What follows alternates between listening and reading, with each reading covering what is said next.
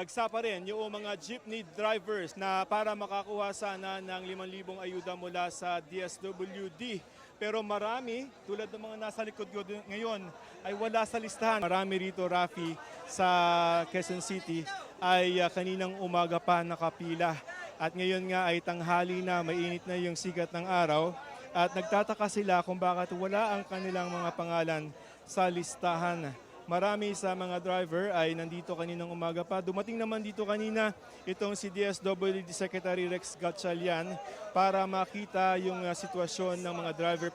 Ayon kay Secretary Gatchalian, ngayon na nakarating na sa kanya yung problema sa Quezon City na marami sa mga jeepney drivers ay wala sa listahan. Nagkakausapin na niya yung LTFRB at yung mga LGU para sila na ang magpipino ng mga pangalan ng mga drivers. So kakausapin yung mga Jeepney Operators Drivers Association para once and for all ay ayusin na yung listahan. Narito ang pahayag ni Secretary Gatchalian. Hayaan muna natin na matapos tong buong araw ng payout, we'll run the numbers.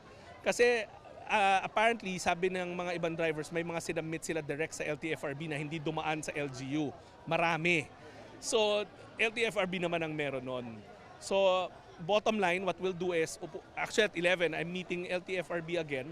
We'll form a special team bawat LGU para i-reconcile per LGU per JODA.